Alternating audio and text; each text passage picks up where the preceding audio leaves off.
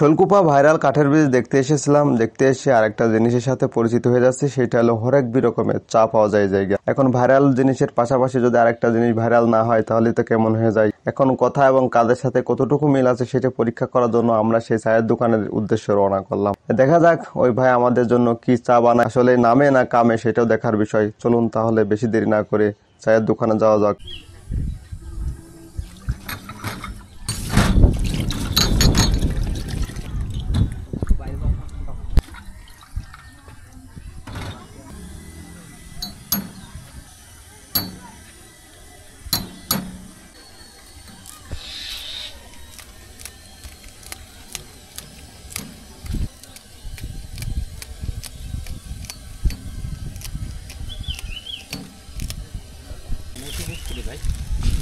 না, পানি এমনিতে খাওয়ার জন্য।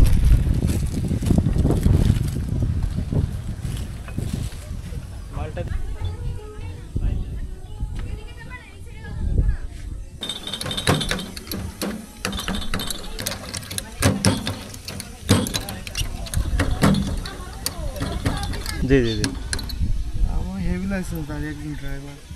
তো ওইখানে অফিসিয়ালভাবে অনেকভাবে জানাইছিলাম, তারা আর কি ওইভাবে করে দেয়, বলছে এইভাবে চালাইলে চালান, নাহলে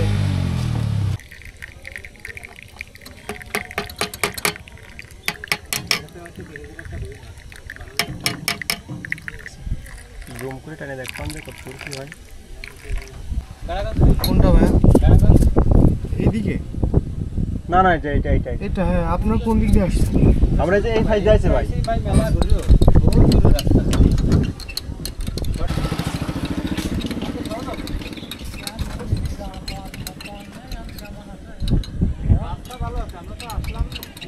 চা তো অনেক সুন্দর বানাইছে এবং ওনার সাথে কথা বলে দেখলাম উনি একজন হেভি লাইসেন্সধারী একজন ড্রাইভার ছিলেন। কি একটা ঝামেলার কারণে তার চাকরি চলে যায়, এরপর রিজিকের সন্ধান করতে থাকে। এরপর রিজিক সন্ধান করতে করতে আল্লাহ তাআলা এটা ম্যানেজ করে দেয়।